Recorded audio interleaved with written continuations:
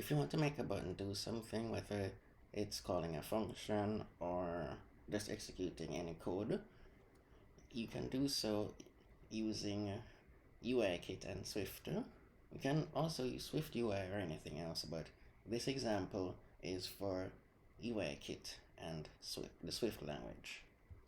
So first, add your button. So just go over here, click the plus sign, but before I do that, I just want to show you a neat little trick that will make it easier.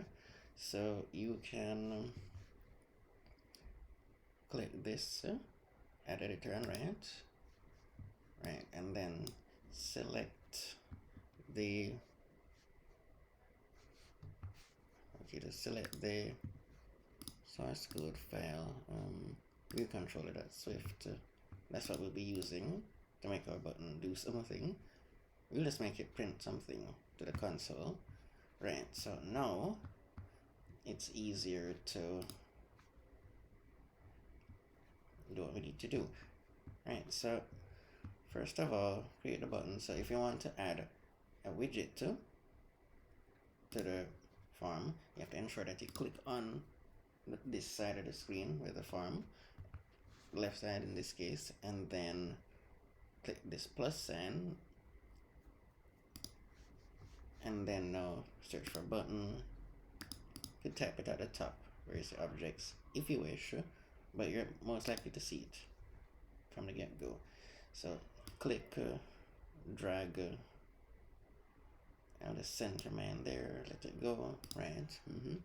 So now find the button over here in this little pane, and you can drag it.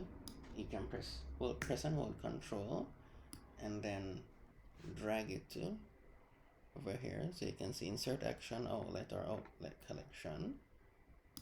Let it go, right? So select action, because the button is going to do something. It's going to execute code. So the name of that action now, we'll just call it button on click. Right. Just select UI button for type, and then select touch down, which is what we'll be doing, using the button to do, and then click connect. So that establishes a connection between the source code in viewController.swift and the button that you just dragged and dropped onto the form. So here's the function. So now, as you can see by this white filled circle there, the connection has been made. It's important that circle is filled.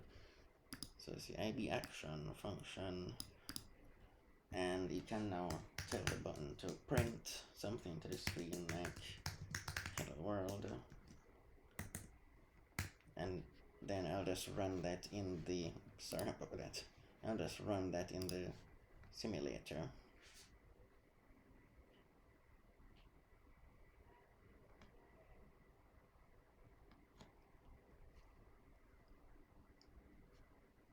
Right, okay, so let's just click button, and there we go, hello world showing up in our console. Right, so that was actually fairly simple. It is different if you're accustomed to Android Studio or Visual Basic, but it's still fairly simple once you've learned to do it. So I'll just throw in a little extra tip. If you want